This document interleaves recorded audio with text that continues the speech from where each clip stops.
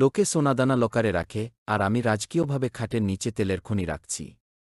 এই তেল দিয়ে আমি আগামী 5 বছর বাইক চালাব, আর লোকে তাকিয়ে দেখবে ওই যাচ্ছে তেলের জমিদার। ওগো ড্রাম্মজনু, ঘরে কি আমরা থাকব নাকি ড্রাম থাকবে? রাতে ড্রামের উপর শুয়ে তুমি ড্রাম প্যাড বাজাও, আর আমি তেলের গন্ধে স্বপ্নে দেখি আমি তেলের পাম্পে ডিউটি করছি। দয়া করে এই লিকুইড সোনার দোকানটা সরাও। চুপ করো হানিয়া, তুমি বুঝবে না। এখন তো তেলের ক্রাইসিস। এই ড্রামগুলো আমার কাছে এখন হীরাজহরত। আমি তো ভাবছি সামনের ঈদে তোমাকে সয়াবিন তেলের বদলে 1 লিটার অকটেন গিফট করব। দুলাভাই, ও তেলের খনি দুলাভাই, বাঁচান ভাই। পাম্পে গিয়েছিলাম 1 লিটার তেলের জন্য, ওরা তেলের বদলে আমাকে শুভকামনা দিয়ে বিদায় করে দিল। বলছে তেল শেষ। কিন্তু আমি জানি আপনার ঘরে তো এখন আরব আমিরাত। খবর তো পাও দেখছি। হ্যাঁ, আমার কাছে জমানো স্টক আছে। কিন্তু খবরদার পন্টু, 1 ফোঁটাও দেব না।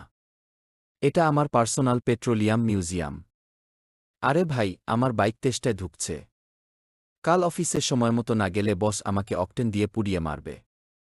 আপনার শ্যালক কি এখন রাস্তার মোড়ে দাঁড়িয়ে অন্যের বাইকের ধোঁয়া শুকবে? দেখ পন্টু, শ্যালক দুলাভাইয়ের সম্পর্ক তেলের চেয়ে পাতলা না। তুই চাইলে আমার ল্যাপটপে তেলের ভিডিও দেখতে পারিস, কিন্তু ড্রাম থেকে 1 ফোঁটা তেল চাইলে আকাশ ভেঙে পড়বে।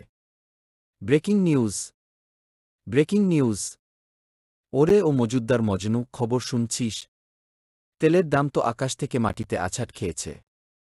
সরকার এক ধাক্কায় লিটারে 50 টাকা কমিয়ে দিচ্ছে। কি বলেন দাদু?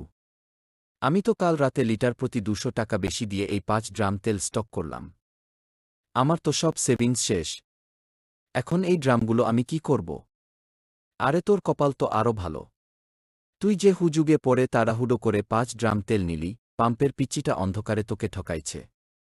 ও জানে তুই হুজুগে সব গিলবি। ওই ড্রামে অকটেন না, আছে রং মেশানো নর্দমার পানি। হায় হায়! আমার লাখ টাকা তো দেখি এখন নর্দমার ড্রেনে ভেসে যাচ্ছে। দাদু, এখন এই ড্রেনের পানি দিয়ে আমি কি করব? ওগো ড্রাম্মজনু, এখন তো তোমার কোটিপতি হওয়ার স্বপ্ন সাবানের ফেনা হয়ে বাতাসে উঠছে। তুমি বরং এই ড্রামগুলো নিয়ে রাস্তার মোড়ে দাঁড়িয়ে বাইক ধোয়ার ব্যবসা খোলো। ওরে দুলাভাই, আপনার তো দেখি ডবল লাস। একদিকে তেলের দাম কমল, অন্যদিকে তেলও পাইলেন না পাইলেন ড্রেনের পানি। আপনি বরং এই পানি দিয়ে আমাদের এলাকার সব বাইক ধুয়ে দেন, অন্তত সোয়াব হবে। আসলে বাবা মজনু, তোরা যদি হুজুগে পড়ে ড্রাম ভরে ঘরে তেল না জমাইতি, তবে পাম্পে তেল ফুরাইত না। সংকটটা তো তোদের মাথায় ছিল, ড্রামে না। এখন এই পানি দিয়ে পা ধুয়ে শান্তিতে ঘুমা। ভুল হয়ে গেছে দাদু।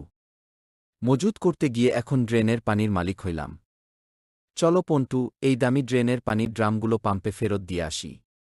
অন্তত পাম্পের ছেলেটাকে গিয়ে বলি, ভাই, আমার টাকা ফেরত লাগবে না, তুই এই পানি দিয়ে তোর পাম্পটা একটু ধুয়ে দে। মজনু আর পন্টু ড্রামগুলো ঠেলতে ঠেলতে বের হয়ে যায়, আর হানিয়া পেছন থেকে মগ দিয়ে ড্রামের পানি ছিটিয়ে মজনুকে বিদায় করে।